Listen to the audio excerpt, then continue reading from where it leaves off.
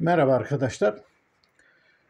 Uzay araştırmalarında kullanılan uzay araçlarının fırlatıldığı füzeler var biliyorsunuz. Silindir biçiminde ucu sivri fırlatma rampasına bu füzeler yanaştırılıyor. Daha sonra ateşleniyor. Bu yakıtların gücüyle dünyanın yer çekiminin etkisinden kurtulması için uzay aracını dışarı fırlatılıyor.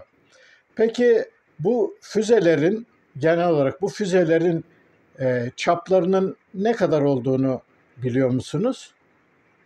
Bu füzelerin çapları yaklaşık 3 metreye yakın, 2,5 ile 3 metre arasında, tam santimi santimine bilmiyorum. Peki bu füzelerin çapları neden 3 metreye yakın? Hiç düşündünüz mü?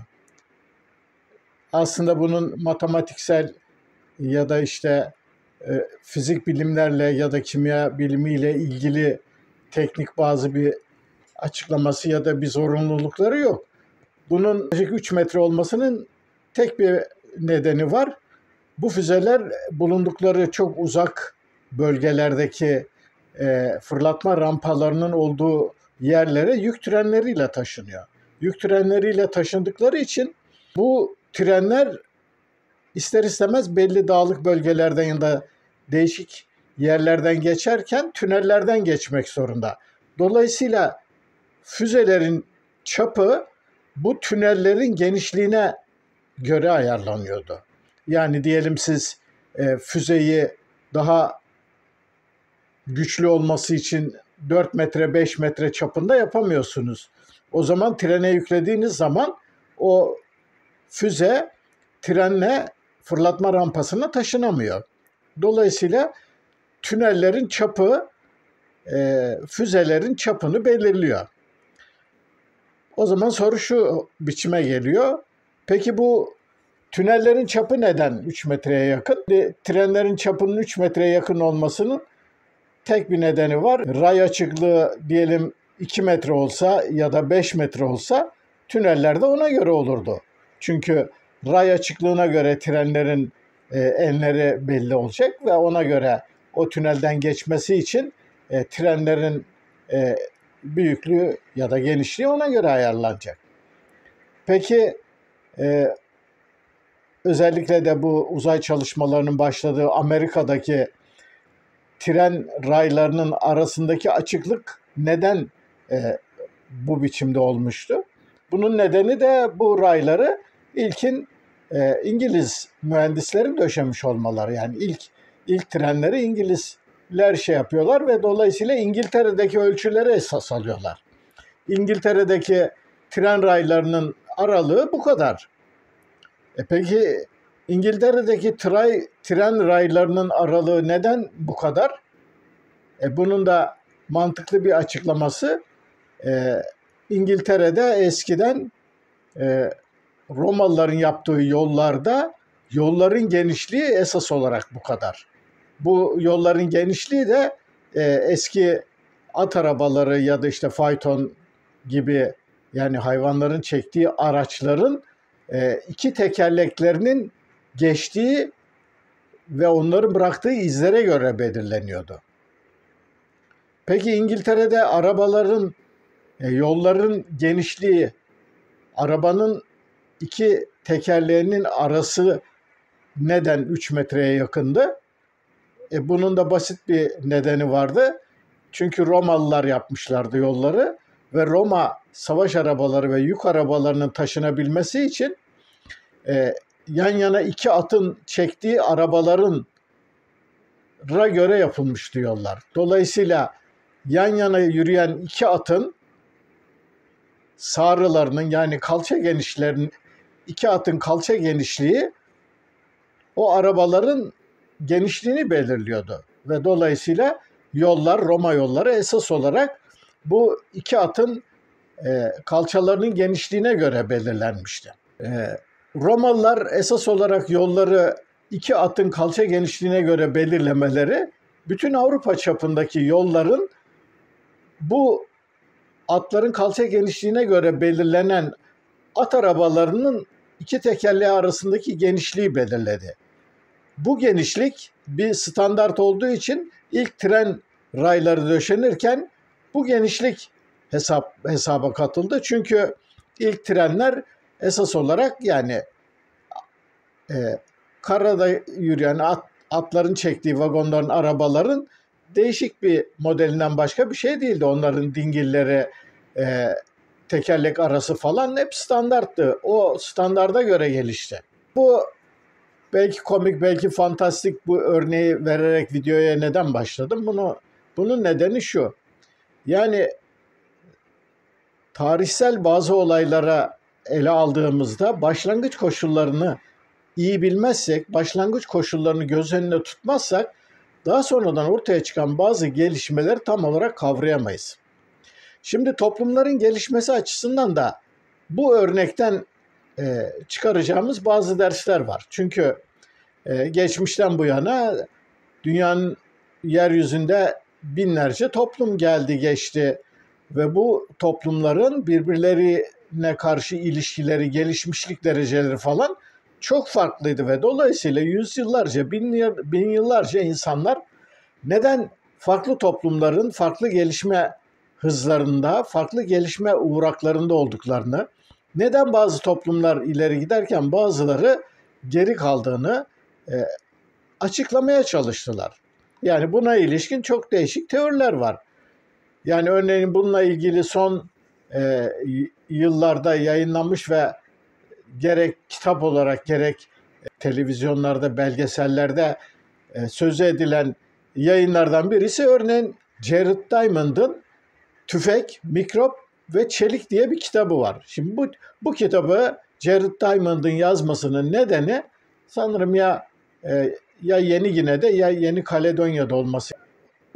Oraya yerlilerin bulunduğu bölgeye kargo uçakları geliyor ve kargo uçakları yerlilerin ihtiyacı olan değişik malzemeler atıyorlar ve yerliler de bunları topluyorlar falan işte. Dolayısıyla kargo uçakları yerlilerin gözünde yani mucizevi bir şey gibi. İhtiyaçları olan yeme, içme, giyim, değişik malzemeler her şey bu kargo uçaklarından geliyor. Ve bir gün yerlinin Diamond'a dönerek diyor ki sizin kargo uçağınız var da bizim niye yok? Yani kargo uçağı sizde var da biz niye kargo uçağı yapamadık diye soruyor. Yani bu soru aslında bilim insanlarının tartıştıkları bir soru. Yani neden bazı toplumlar ilerlerken, gelişirken diğerleri yerinde saydı ya da geride kaldı. İşte Jared Diamond bu sorudan hareketle işte bu sorunun peşine düşüyor. Bu sorunun peşine düştükten sonra bulduğu yanıt, onun konuyla ilgili kitabını okuyan arkadaşlar görecekler. Bulduğu yanıt başlangıç koşullarında toplumların bulundukları coğrafyanın onların kaderini belirledi. Ve dolayısıyla coğrafya kaderdir sözünün bir doğrulaması olduğunu söylüyor. Yani buna ilişkin sayısız örnek veriyor. İşte diyelim Yeni Gine'de yerlilerin bulundukları alanda böyle değişik nişastalı bir bitki var. Ama bu bitkinin nişastası direkt yenmiyor. Zehirli bir etkisi olabiliyor. Bunun yenilebilir hale getirilmesi için yerliler yani günlerinin her gün 9-10 saatlerini bu bitkiyi işlemekle geçiriyorlar. Bu bitkiyi işliyorlar, sudan geçiriyorlar, öğütüyorlar, şunu yapıyorlar, bunu yapıyorlar. Ondan sonra ancak bildiğimiz anlamda bir un gibi bir şey yaparak onu yiyebiliyorlar. Ve Jared Diamond diyor ki yani bu insanlar bulundukları çevrede yiyebilecekleri doğru düzgün bir şey olmadığı için yani av hayvanları falan da sınırlı günlerinin büyük bir bölümünü sırf bu nişastayı elde etmek için harcadıklarına göre bu insanlar teknolojik gelişmeyi ya da başka işlere kafa yorup gelişmeyi nasıl sağlayabilecekler? Ve buradan hareketle dünyanın belli köşelerinde belli toplumların ilerleyip ilerlememeleri esas olarak diyelim Çin'den Hindistan, İran, Orta Doğu, Akdeniz üzerinden bir kuşak olarak düşünün. Bu enlemler arasında yaşayan bölgelerin ekonomik olarak ve potansiyel olarak çok olanaklı bulunduğu Ve dolayısıyla bu nedenle bazı toplumların ilerlediklerini falan anlatıyor. Yani o kitabı okuyan arkadaşlar bu açıklamayı yapabilirler. Coğrafyanın belli toplumların gelişmesinde çok önemli rolünün olduğu görüşü yeni bir görüş değil. Geçmişte buna benzer başka görüşler de vardı. Örneğin ünlü Montesquieu'nun açıklamalarında vardır. Toplumları farklı kılanın esas olarak yaşadıkları iklim koşulları olduğunu söyler ve iklime bağlı olarak toplumların gelişmişlik durumlarını açıklamaya çalışır falan. Yani bunun gibi başka birçok açıklama tarzı da var. Yani diyelim ekonomik koşulların belirleyici olduğu, kültürün olduğu, dinin çok önemli olduğu, yani kültürel yaratımların ve dünyaya bakış açısının belirleyici olduğu böyle bir sürü görüş var. Bütün bu görüşler sonuçta insan topluluklar arasındaki farklılıkları açıklamada belli gerçekliklerden, belli örneklerden yola çıkarak evrensel bir açıklama oluşturma çabası içine giriyorlar. Fakat bütün bu açıklama çabaları aslında sonuçta gerçekçi ve sağlıklı bir bakış açını geliştirebilmek için bu sürece aslında evrimsel süreç açısından, evrim teorisi ışığında bakmamız gerekiyor. Ünlü biyologlardan birisi şöyle demişti: evrimin ışığı altında ele alınmadıkça biyolojide hiçbir şeyin gerçek anlamını kavrayamayız. Aslında bu biyoloğun dediği doğru. Fakat aslında bu söylediklerini daha da genelleştirmemiz gerekiyor. Yani evrimin ışığı altında ele almadığımız sürece toplumların birbirlerinden farklarını da tam olarak kavrayamayız. Şimdi bütün bunları anlatmamın nedeni şu. Biliyorsunuz geçen videoda Avrupa feodalizminin özelliklerinden bahsetmiştim. Fakat bu Avrupa feodalizminin özelliklerinin doğrudan doğruya millet ve milliyetçiliğin doğmasına nasıl yol açtığını ya da ne tür sonuçlara yol açtığını anlatamamıştım. Zamanım yetmemişti. Bu videoda buna kısaca değinerek konuyu biraz daha genişletmeye çalışacağım. İşin aslında Avrupa feodalizmi yapısından kaynaklanan toplumsal ilişkiler bakımından ele alındığında Avrupa'nın diğer toplumlardan farklı olmasını gerektirecek ya da onu farklı kılabilecek çok özgün ve dinamik bazı özellikler göstermiyor. Çünkü dünyanın değişik köşelerinde gördüğümüz feodalizme benzer yapıların, yani bunların klasik anlamıyla Avrupa'daki gibi feodalizm olup olmadıkları bir yana, fakat genel çizgi olarak modern dönem, yani sanayi öncesi toplumlar tarıma dayalı ve esas olarak hizmet mübadeleleriyle toplumsal artın dolaşımının sağlandığı toplum biçimlerinde dünyanın değişik köşelerinde farklı isimlerle farklı biçimlenmeler olsa da işin özü aynıdır.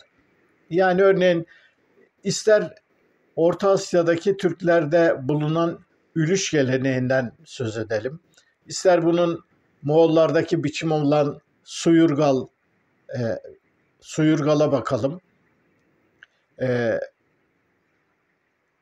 Klasik İslam döneminde, Emeviler ve Abbasiler döneminde gelişmiş olan ve İslam'ın merkezinde yürütülen katiya denilen toprağa dayalı sistem, ki bu daha sonra örneğin Selçuklularda ikta biçimini almıştır. Yani Selçukluların yönetim tarzında devlet esas olarak iktalar biçiminde toprağın dağıtılmasıyla biçimlenmiştir.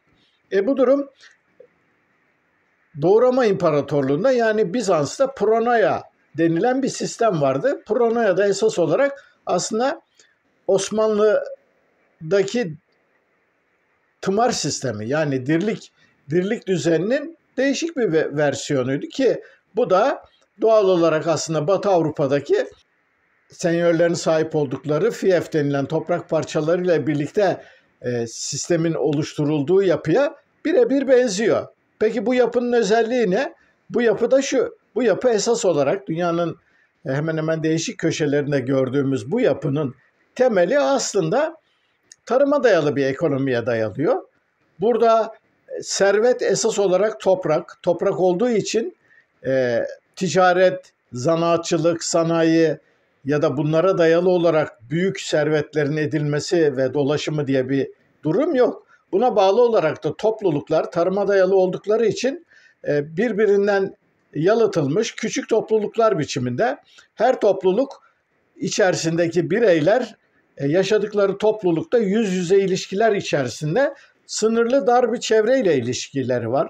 Yani diyelim bir kişi doğduğu köyde ve onun çevresindeki işte 5-10 kilometrelik alanın dışında gidip gördüğü yerlerin dışında başka yerleri bilmiyor. Başka yerlerde yaşamamış. Diğerleri ona çok uzak bir dünyanın farklı masalsı örnekleri gibi geliyor. Dolayısıyla böylesi topluluklarda ki feodalizm dediğimiz sistem bu. Yani yönetimin en üstünde bulunan kral elinde hazinesi milletten topladığı vergilerle bugünkü anlamda bir devlet yönetimi falan yok. Bunun ayrıntılarını sonraki videolarda gireceğiz. Esas olarak bu kral denilen yöneticiler ne yapıyorlar? Egemenlikleri altındaki değişik bölgeleri kendi çevrelerindeki senyörlere ya da beylere artık ne derseniz o ülkeden ülkeye değişiyor. Bunları onlara pay ediyor. Bunun karşılığı olarak onlardan belli hizmetler ve özellikle de savaş durumlarında kullanabileceği asker yetiştirmelerini istiyor ve böylelikle yukarıdan aşağıya bir piramit biçiminde en tepede her şeyin sahibi, ülkenin sahibi kral ya da işte kral, hakan, işte halife artık ne derseniz ülkeden ülkeye, bölgeden bölgeye değişmekle birlikte bu kişi ülkenin sahibi olarak ülkeyi aşağıya doğru birilerine pay ediyor. O pay ettiği paylarını alanlar da kendi çevrelerindeki kendilerine kapılanan kişilere onları aşağıya doğru pay ediyorlar ve böylelikle bir sistem oluşarak ülke yönetiliyor. Olarak böylesi bir yapının sanayi toplumu yani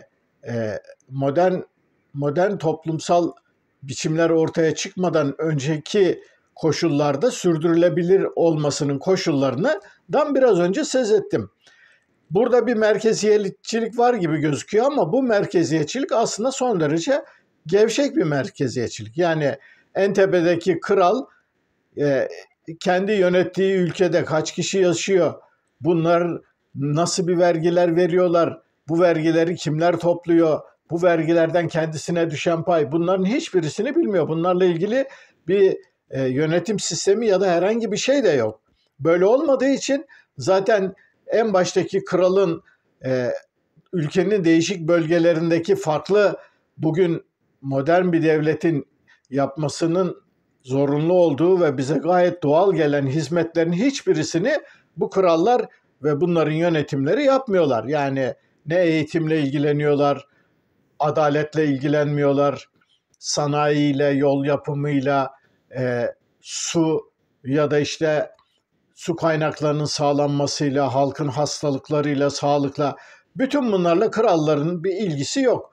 Bunlar krallarından toprak alan soylular bulundukları bölgede diyelim Avrupa söz konusu olduğunda kiliseyle birlikte ama diyelim başka toplumlarda diyelim işte Müslüman ülkelerde ya da işte Türklerin egemen olduğu bölgelerde değişik vakıflar ve bu vakıfları kurup yöneten üst düzey yöneticilerin sağlamış oldukları çabalarla sürdürülen bir durum. Yani dolayısıyla buradan bütün bu örnekleri anlatarak şuraya gelmeye çalışıyorum. Avrupa feodalizminin millet ve milliyetçiliğin ortaya çıkması açısından oynadığı temel rolü kavrayabilmemiz için Avrupa feodalizminin bağrında tohumları atılmış olan ve daha sonraki süreçte farklı biçimlerde kendini ortaya seren bazı başlangıç koşullarını iyi bilmemiz gerekiyor. Şimdi bu başlangıç koşulları ve bunların nasıl geliştiklerini iyi bilmezsek Avrupa'da millet ve milliyetçiliğin ilk olarak neden Avrupa'da çıktığını, neden dünyanın diğer köşelerinde benzer koşulları yaşamış olmalarına rağmen bu toplumlarda milletleşmenin ve milliyetçiliklerin neden ortaya çıkmadıklarını daha iyi anlayabiliriz. Şöyle basit bir örnek vereyim. Milattan sonraki ilk yüzyıllarda ki bugün güncel bazı televizyon ve sosyal mecralarda izlenen dizilerde görüyorsunuz. Örneğin diyelim Vikingler. Vikingler ta yüzlerce, binlerce yıl önceden fetihçi kavim topluluklardı ve bunlar Avrupa'nın değişik ülkelerine seferler yapıyorlardı. Hatta daha sonra Amerika'ya kadar bile gittikleri söyleniyor Vikinglerin.